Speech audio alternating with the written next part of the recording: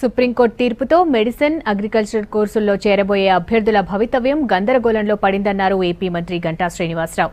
విద్యార్థులకు ఈ ఏడాదికి నీట్ నుంచి మినహాయింపునివ్వాలని కేంద్ర ప్రభుత్వాన్ని సుప్రీంకోర్టును కోరతామన్నారు. ఈ ఏడాది అవకాశం ఇవ్వకపోతే ఇప్పటికే పరీక్ష రాసిన విద్యార్థులు నష్టపోయే ప్రమాదముందన్నారు.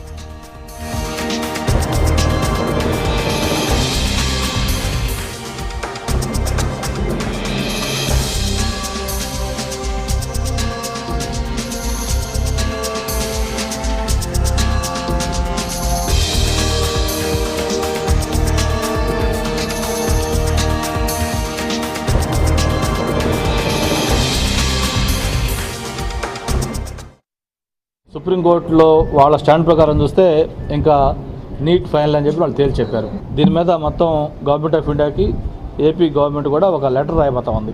మొత్తం మేము ఇంత కష్టపడి ఎగ్జామినేషన్ కండక్ట్ చేసాం, ఇన్ని లక్షల మంది పిల్లలు ఎగ్జామినేషన్ రాశారు. అంతేకాకుండా ఎన్నో నెలలు వాళ్ళు కోచింగ్ తీసుకొని కష్టపడి రాత్రి పగలు పేరెంట్స్ అందరూ కూడా దీంట్లో చేసిన తర్వాత ఆ ఎగ్జామినేషన్కి వ్యాలిడిటీ లేదంటే పిల్లల మనోభావాలు దెబ్బతింటాయి, పేరెంట్స్ కూడా టెన్షన్ పడతారు. కాబట్టి ఈ ఇయర్కి దాన్ని ఎగ్జామ్ చేసి ఏదైతే మనం ఎంసెట్ని ఇచ్చామో దాన్ని ఎలిజిబిలిటీ ఉండేట్టుగా చేయమని చెప్పి ఒక అప్పీల్ చేస్తూ ఉన్నాం.